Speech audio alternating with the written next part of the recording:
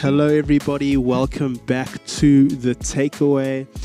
Today is part 8 of our series, and we are still in the Acts series, and we hope that you've had a great start to the week, and hope you've maybe watched this back. But if you haven't, welcome to the podcast. We're going to interview Piet, who preached on Sunday, and we're just going to have a conversation and unpack the preach. So Piet, welcome. Thank you. Yeah, Thank you. good to have you. Thank you for preaching on Sunday. You are a first-time guest with us on The Takeaway. So Do I get to eat like chicken at different temperatures and like no. Like how hot it is? We don't do the hot ones here. Oh. I don't like hot food. But what we do is we do sweets from your sermon. There we go. So Those what we are my do is, so we can rate your sweets. That'll be perfect. But I didn't prep you on this, but hopefully you've been watching The Takeaway and you should know. So because we call it The Takeaway, we want to get to know a little bit about you. And takeaway, what is your one go-to takeaway? Okay, you can eat this for breakfast, lunch, and dinner for the rest of your life. What would that takeaway be? breakfast, lunch, and dinner lasagna. A takeaway? Yeah, dude. No. What's your fast food? That's not a fast food, bro. Fast food lasagna, bro. Like lasagna. Who makes fast food lasagna? Who makes fast food lasagna? Who makes fast? If it's not lasagna, lasagna. I'm Garfield. I'll eat lasagna all day. If it's not lasagna, there's got to be a fast food. A big Whopper from Burger King. A big meal. Whopper. It's got to be the meal. Thank you. I was telling this to Fernando last week. He was telling me some bacon, cheese, king something. It could be originals. Somewhat. Like a quarter pounder from McDonald's or a wrap from like KFC. I feel so justified. You know? I feel so justified right now. That you know what I mean? It's just like, guys, if the original burger or the thing that you get is good, stick with it. Yeah, exactly. Because otherwise you're going to get disappointed. Yeah, like the other ones are nice to bring out as like every now and again. Change, and maybe if you the original stay the original. Exactly. So you the Whopper, the big Whopper, the double Whopper. Yeah. Okay, cool. I'm the same. The Whopper or the double Whopper, depending on how hungry I am. And then I can add chili on it, or I can add stuff to it. But there we go. It's just good. It's perfect. Breakfast, lunch, and dinner. You won't get sick and tired of it. Pepsi. So Pepsi. Okay. With some chips and then the big Whopper. That's where I draw the line. Okay. Yeah, I know. I know you're a Cokey. Sorry. As a Coke drinker, I'm gonna have to go with Mountain Dew. Because they don't do Coke there. So I'll do a Mountain Dew. But if I had my choice, I would actually do a mix between the Mountain Dew and the 7-Up. Okay, yeah, that's good. You do half and half. That for me is a nice drink. But yeah, welcome. Thank you for joining us. You preached on part 8 of our Acts series. And so, would you just give us just a small synopsis around what you preached on? And Cool. So it was preached on the Acts 7, which is the story of Stephen, an amazing guy with a great story and a story that has stood the test of times. An amazing character who just was so obedient to God, so faithful to God. And I think and so you can, as you read through the chapter, there is just so much content in his life, like who he was, the moment of him standing there, and God just recognizing his authority in that moment to just preach the word of God to the Sanhedrin and the Pharisees that were trying to criticize him or find fault in him, to his testimony afterwards, to Saul's conversion, or Saul's approval of this act, which later became part of his story and his conversion. So there's just there's so much in it. But the thing that I think if there's anything that anyone takes away from this story is just knowing that God honors those who are faithful to him. And there are also so many moments in our lives where that is not the case. So So there were some good points there, and we you can talk to us through just some of your points as you preach them. But what does it mean, in being faithful to the end? Because I think a lot of us, especially I think in the world that we live in, it's so fast paced. We often don't persevere through hardships or endure hardship as long as we should.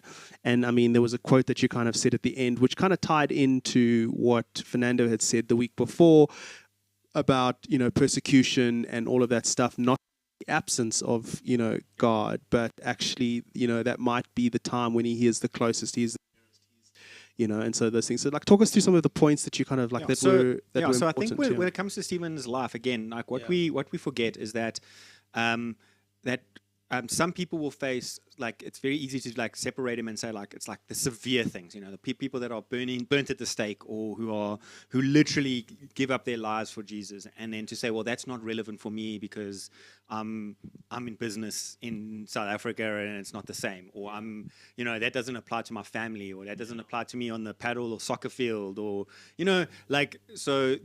But the principle actually does, in the sense that faithful to the end means that our faith needs to shine through no matter what.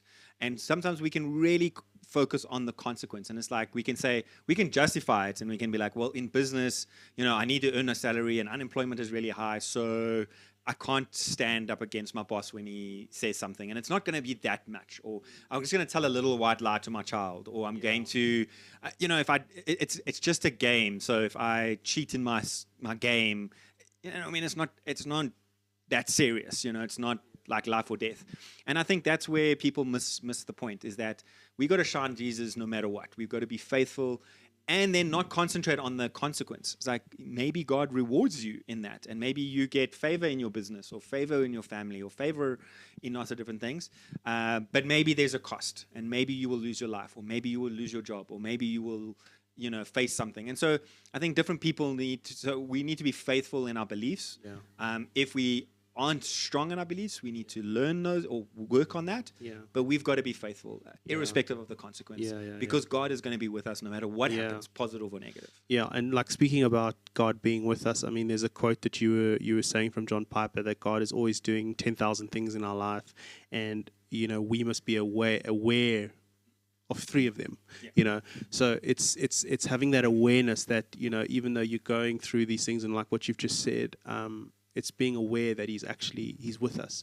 Speak a little bit into that, in terms of like our awareness of God's work in and through our lives, irrespective of whether things are going great, or if we're being persecuted, or in going through some hardship. So what happens is that we live our lives, and so we don't often spend time listening to God or communing with Him, because we either think that like it's when we come to church, or when I have my quiet time, then I'm with God. But then when I'm doing other things, when I'm driving, or when I'm doing other things, then God's not with me there.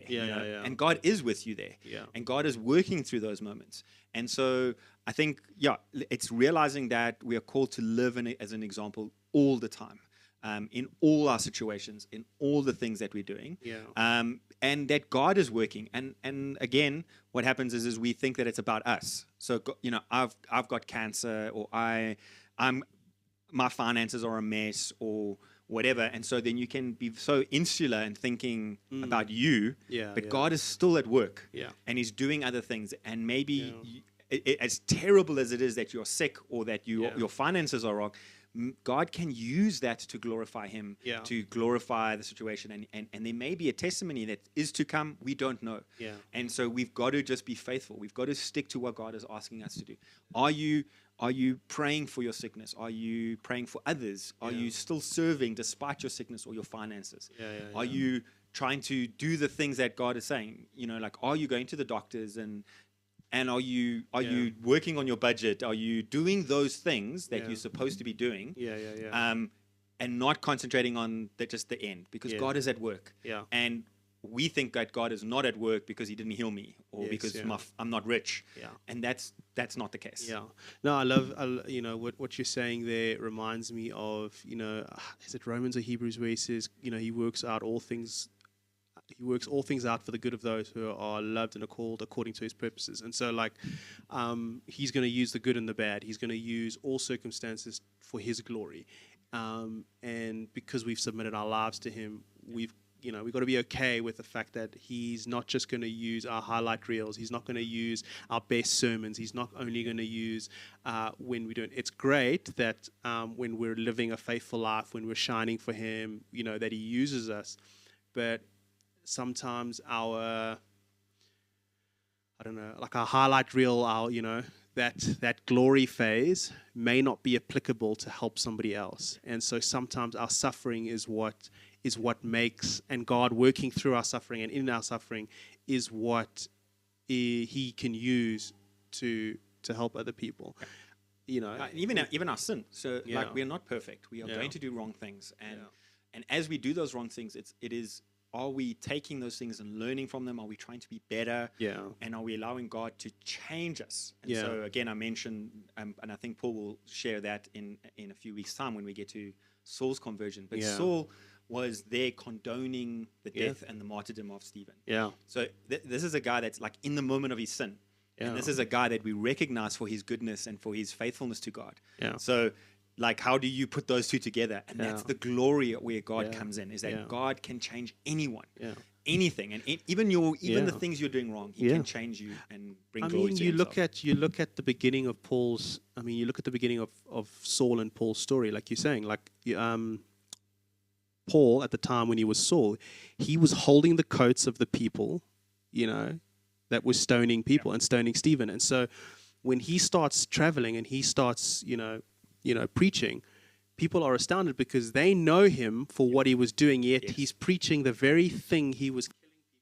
And so God's using those things. So I can imagine being that person who was there, who witnessed maybe one of his speeches saying why this person should be stoned and should be killed because they're preaching, they're preaching about Jesus. And then you see him, in your town or something like a couple of years or months later, and here he's preaching the very thing.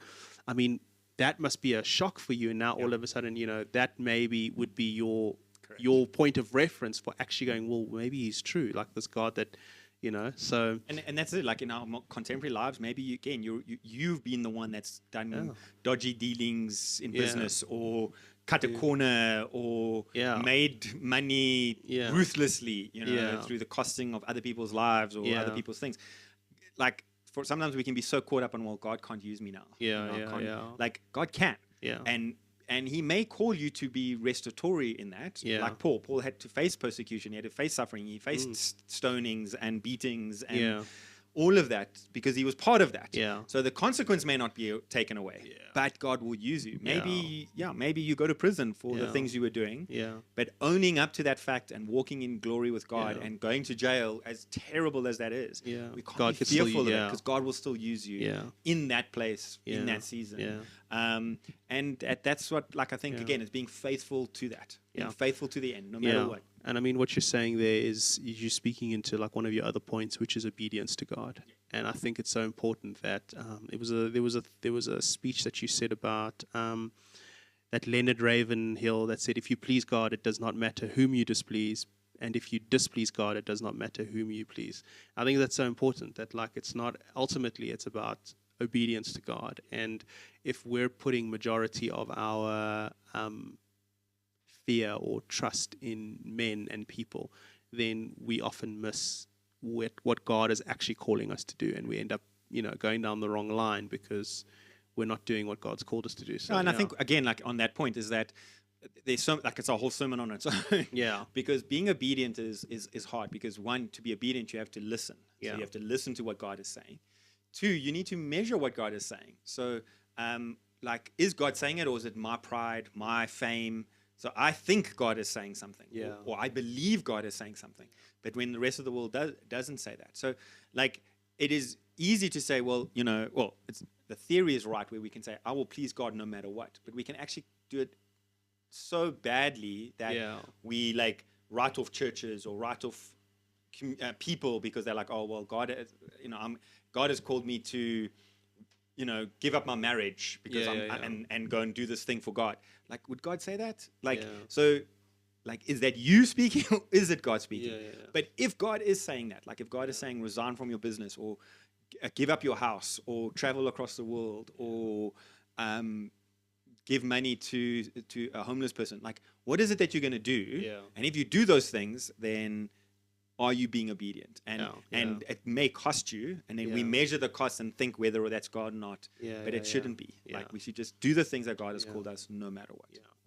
At the end of that, you're wanting to, have the words that are echoed in 2 Timothy, that you have fought the good fight and you've kept faithful to the end. And so I think that's so important for yeah, just again, like, just let us know, if there's one thing you want someone to take away from your sermon. What's that one thing that guys can start to implement into, their faith journey, their faith walk, having, listened to your preacher, having listened to this podcast? So I think it's the end of Yeah. of Stephen's story, where he is being stoned and he has this moment of asking God and just knowing God in his life. And he's like, Lord, just help me here.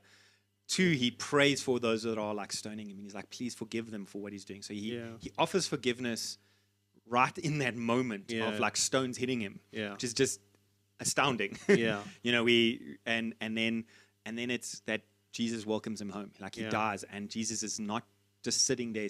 Like Jesus is standing and holding his hand and taking him into heaven, honoring him into heaven. And I hope that if you take anything out of the story of Stephen, and is that what is it that when you die, are you going to be? Is God going to welcome you in? Is he like holding your hand and saying, "Well done, you've run your race well"? Yeah.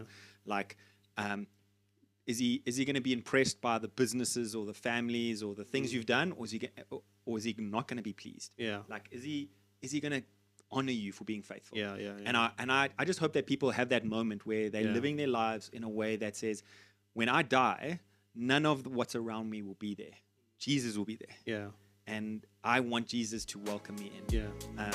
And it's not going to be, I won't get into heaven because my wife is happy with me, Yes, because my boss was happy with me. Like, I'm going to go into heaven because Jesus is happy with me, and I'm in the right place with him. That's awesome. So I hope that everybody has that heart. Yeah, that's awesome. Piet, thank you so much. Thank you for preaching. Thank you for being with us today and sharing. And if you guys have gotten anything out of that, I trust that you have the great rest of the week. And if we don't see you again, see you next week, Wednesday at 12 o'clock. Otherwise, we'll see you at church on Sunday. But have a blessed week. Cheers. Cheers. Bye.